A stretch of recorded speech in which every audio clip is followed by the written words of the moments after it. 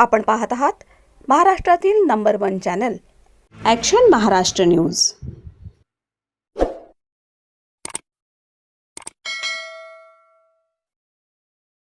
नमस्कार, action Maharashtra news चॅनलमध्ये आपलं सगळ्यांचं स्वागत आहे। जनतेची कामं केल्यानं जनता पुन्हा निवडून देणार, माजी नगरसेवक ॲडव्होकेट अयूब शेख यांना विश्वास। मी कधीही कोणाला घाबरलो नाही, कारण माझी खरी ओळख ही जनतेसाठी केलेल्या कामातूनच घडलेली आहे, असं ठाम प्रतिपादन माजी नगरसेवक ॲडव्होकेट अयूब शेख यांनी केलं आहे। 1997 आणि 2002 मध्ये नगरसेवक म्हणून तसेच 2017 पत्नी नगरसेविका असताना सातत्यानं जनहिताची कामं केल्याचा ठोस लेखाजोखा जनतेसमोर असल्यानं प्रभाग क्रमांक 2 मधील नागरिक पुन्हा एकदा आपल्याला विश्वास दाखवतील असा आत्मविश्वास त्यांनी यावेळी व्यक्त केला। प्रभाग क्रमांक 2 मधील महिलांसाठी शांताई संस्थेच्या वतीनं आयोजित महिला उद्योजकता कार्यक्रमात ते बोलत होते। महिलांना स्वावलंबी करण्याच्या दिशेने घेतलेलं हे पाऊल समाज परिवर्तनाची नांदी ठरणार असल्याचं त्यांनी यावेळी नमूद केलं। जनतेशी थेट संपर्क, सातत्यपूर्ण उपस्थिती आणि मूलभूत सुविधांसाठी केलेला संघर्ष हेच आपल्या राजकारणाचं बळ असल्याचं त्यांनी सांगितलं। प्रभाग क्रमांक 2 मधून ओबीसी प्रवर्गातून आपण निवडणूक लढवत असून नागरिक आपल्याला पुन्हा सभागृहात प्रतिनिधित्व करण्याची संधी देतील असा विश्वास ॲडव्होकेट शेख यांनी व्यक्त केला। या कार्यक्रमाला शांताई संस्थेचे संस्थापक अध्यक्ष पापू कांबळे, डेल फाउंडेशनचे अध्यक्ष आकाश सर, अक्षय सर, रश्मिताई कांबळे, आसिफ भाई, रजाक भाई, प्रकाश दरेकर, जीवन वाघमारे, जाधव, बौद्धाचार्य माने गुरुजी, तानाजी गायकवाड, संजयप्पा जगताप, रिझवान शेख आदी मान्यवर उपस्थित होते। तसंच मोठ्या संख्येने महिला वर्गानं उपस्थिती लावून कार्यक्रमाला उत्स्फूर्त प्रतिसाद दिला। Action Maharashtra news, Pune. मित्र परिवार, आज या ठिकाणी आपण पाहतोय की अयूबबाईंच्या प्रचार सभेला आपण त्यांची पहिली सभा प्रचार सभेसाठी जमलेलो आहोत आणि अपेक्षेपेक्षा अधिक समुदाय या ठिकाणी त्यांना पाठिंबा देण्यासाठी जमलेला आहे। बंधूंनो, अयूबबाईंविषयी जर बोलायचं झालं तर आपल्याला मागच्या वक्त्यांनी जसं सांगितलं की खरंच वेळ पुरणार नाही इतकं त्यांचं काम या ठिकाणी मोठं आहे। फुले शाहू आंबेडकरी चळवळीशी अत्यंत निगडीत असलेलं व्यक्तिमत्व आणि आंबेडकरी विचारांना आणि कार्याला वाहून घेतलेलं असं व्यक्तिमत्व अयूबबाईंचं आहे। म्हणजे त्यांचं नाव जरी अयूबबाई असलं तरी पूर्णपणे आंबेडकरी चळवळीला त्यांनी वाहून घेतलेलं आहे। म्हणजे मागच्या काही वर्षामध्ये पुण्यामध्ये जी चळवळ सांभाळली, तळागाळातल्या लोकांसाठी जी सांभाळली, ती अयूबबाईंच्या माध्यमातून ती सांभाळली गेलेली आहे। अयूबबाईंच्या माध्यमातून कार्य जर आपण पाहिलं तर त्यांचा विशेष आपल्याला उल्लेख करावा लागेल तो कोविड काळामधला, की ज्यावेळेस खरोखर रस्त्यावर नगरसेवक कुठे आहेत, समाजसेवक कुठे आहेत, त्यांना शोधावं लागेल अशी परिस्थिती असताना अयूबबाईंचं कार्य मात्र अगदी अव्याहतपणे 3-3 महिने त्यांनी अक्षरशः 200-300 कुटुंबांना 3-3 वेळचं राशन पाणी, त्यांना जीवनावश्यक लागणाऱ्या सगळ्या वस्तू त्यांनी पुरवलेल्या आहेत। त्यांच्या औषध पाण्याचा खर्च केलेला आहे। कोविड सेंटर त्यांनी पूर्णपणे एक कोविड सेंटर ताब्यात घेऊन ते कोविड सेंटर त्यांनी चालवलेलं आहे। अशा प्रकारे जितक्या जनसेवा त्या माध्यमातून, आरोग्याच्या माध्यमातून करता येईल अतिशय उल्लेखनीय आणि खरोखर मानवी सेवा आणि ईश्वरी सेवा कोविड काळामध्ये त्यांच्या हातून घडलेली आहे। म्हणजे अक्षरशः म्हणजे मी पुणे शहरामध्ये राहतो, पुणे शहरातली अशी परिस्थिती होती की सगळे नगरसेवक कोरोनाच्या भीतीने आणि मृत्यूच्या भीतीने आपापल्या घरात लपलेले होते आणि या ठिकाणी मात्र अयूबबाईंचं कार्य तसंच बापूंचं सुद्धा कार्य कोरोना काळामध्ये अव्याहतपणे चालू होतं। तर बंधूंनो, भगिनींनो, सांगायचा मुद्दा असा आहे की आजही आपण म्हणजे इलेक्शनला जे उमेदवार थांबलेत किंवा जे इच्छुक आहेत त्यातले किती उमेदवार शिक्षित आहेत, त्यातल्या किती उमेदवारांना राजकीय ज्ञान आहे, सामाजिक ज्ञान आहे, असे किती उमेदवार आहेत की जे निवडून दिल्याच्या नंतर तुमच्या प्रश्नांना वाचा फोडू शकतात, तुम्हाला न्याय देऊ शकतात।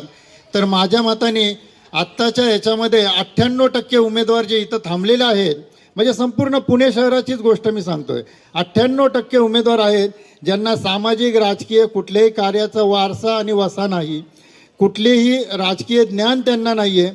केवळ राजकारणाकडे, व्यवसाय आणि उद्योगधंदा या दृष्टीतून पाहायचं. आपण निवडून आलं की आपल्याला फक्त कामांच्या पाठीमागे कमिशन कसं मिळेल हे पाहायचं. अशा प्रकारचे उमेदवार उभे राहिलेले आहेत. तर यावेळेच्या इलेक्शनमध्ये आपल्या सगळ्यांची जबाबदारी अशी राहील की जास्तीत जास्त चांगला उमेदवार, आपल्या प्रश्नांना न्याय देणारा, आपल्या प्रश्नांना वाचा फोडणारा, आपल्याला त्या प्रश्नांमधून मार्ग काढून देणारा असा उमेदवार आपल्याला निवडून द्यायचा आहे. तर अशा प्रश्नांकडे जर आपण पाहिलं तर आपल्याला या भागातून आयुबभाईंशिवाय दुसरा अन्य पर्याय मला तरी दिसत नाही. त्यामुळे आपल्या सर्वांना मी अशी विनंती करेल की या ठिकाणाहून सर्वाधिक सक्षम, आपल्या प्रश्नांना न्याय देणारा उमेदवार, आंबेडकरी चळवळीमध्ये सतत कार्यरत असलेला आणि चळवळ पुणे शहरातून जगवलेला उमेदवार या ठिकाणी आपण निवडून द्यावा, अशीच तुम्हा सगळ्यांना मी विनंती करेल. या ठिकाणी 2 शब्द. जय जिजाऊ. माझ्या एकटीचाच आवाज येतोय. जय जिजाऊ. जय सावित्री. जय रमाई. जय महिला शक्ती. यानंतर आपल्यामध्ये उपस्थित झालेले फुलेशाह आंबेडकर विचार आयुबाईंच्या हस्ते आपण ह्याच परिसरामध्ये मोठा कार्यक्रम घेऊन आपल्याला उद्योग देणार, आपल्याला मशीन देणार. जोरात टाळ्या वाजवायच्या आयुबाईंसाठी. त्याचं कारण आहे की हे गव्हर्नमेंटकडे सबमिट करायचं आणि मग येणार असं नाहीये. इथं 2 सर बसल्यात, आकाश आणि अक्षय. मी आज त्यांना बोलवलं आयुबाई, कारण इलेक्शन म्हटलं. भाई मला एकदा खूप छान बोलले, बापू आपले को अल्लाने, भगवानने आणि सर्व धर्म मानणारा माणूस आहे. आंबेडकरी चळवळीला खांद्यावर वाहून नेणारा माणूस आहे. याच परिसरामध्ये 7 नगरसेवक आढळून निवडून आणणारे परिसर आहे. म्हणून तुम्ही कुठेही हलू नका. तुम्हाला अनेक लोक पैसे देतील, अनेक लोक तुम्हाला मोबाईल देतील, काय काय देतील. पण आपल्याला जर महिलांना एक दिवस 1,000, 2,000, 5,000 घेतले आपण, अहो किती पुरणार हो. हा, पण कायमस्वरूपी आयुबाईंकडून आम्ही शब्द घेतलाय. 2 तास बालगंधर्व मध्ये बसलो. प्रकाश सर, शांताई कुणाकडून पैसे घेत नाही, जाहीर सांगतो मी. आयुबाईंना म्हटलो आम्हाला 3-4 आमदारांनी आम्ही 14 आणि 15,000चा सपोर्ट करणारी शांताई आम्हाला सर्वांनी फसवलं. आयुबाई म्हटलं कोई देव न दो, म्हणजे 1 वर्ष अगोदर मैं खुद शांताई को ऑफिस बांध के दूंगा और महिला उद्योग शुरू करेंगा. जोरात टाळ्या वाजवायच्या आयुबाईंसाठी. धन्यवाद. उत्थानासाठी ज्या ज्या महापुरुषांनी आपला आयुष्याचा क्षण आणि शरीरातला रक्ताचा कण सांडला, त्या महापुरुषांच्या विचारांना, स्मृतींना प्रथम अभिवादन. आजच्या कार्यक्रमाचे आपले उमेदवार सन्मान्य आयुबभाई, शांताई संचेची माई, आमची ताई, माझे मित्र बाप्पू कांबळे आणि मंचावर उपस्थित बंधू आणि भगिनींनो, समोर असलेल्या माता भगिनींनो. आता यांनी CSR फंड विषयी पूर्ण माहिती दिली. CSR फंडची योजना, CSR फंड तुम्ही काय करायचं, कसं करायचं, ही सगळी योजना त्यांनी सांगितलेली आहे. पण हे कसं करणार? त्याला बळ लागतं. बळ कुठून येणार? त्याला शक्ती लागते. शक्ती कोण देणार? त्याला आपल्यासमोर एखादा कर्ता पुरुष असावा लागतो. जसं घर चालवतो तसा याला कर्ता पुरुष लागतो. घरात कर्ता पुरुष लागतो ना. मग ह्याला जे योजना आहेत, भले 1000 कोटीची योजना असो की 100 रुपयाची योजना असतो, त्याला बळ कोण देणार? त्याला ताकद कोण देणार? त्याला कर्ता पुरुष कोण असणार? तर तुम्हाला आम्हाला कर्ता पुरुष निवडावं लागेल, कर्ता पुरुष ठरवावं लागेल. आणि या पद्धतीने कर्ता पुरुष म्हणून आयुबभाई तुम्हाला आम्हाला सगळ्यांना परिचित आहेत. हे पावसाळ्यात उगवलेल्या छत्र्यासारखे उगवत नाहीत, हे 365 दिवस असतात. म्हणून आयुबभाई हे मी एक सांगतो ना, सत्याची मस्ती ना खुर्चीची ओढ, ना सत्याची मस्ती ना खुर्चीची ओढ, ही अस्मितेची लढाई तुमची, आमची, वंचितांची. आणि वंचित मधला माणूस आपल्याला निवडायचा असेल तर आयुबभाई, ज्यांच्या सुखदुःखाशी समरस होणारा, ज्यांचं कळ त्यांना कळती, त्या माणसाला तुम्ही. आजचा काळ खूप विचित्र आहे.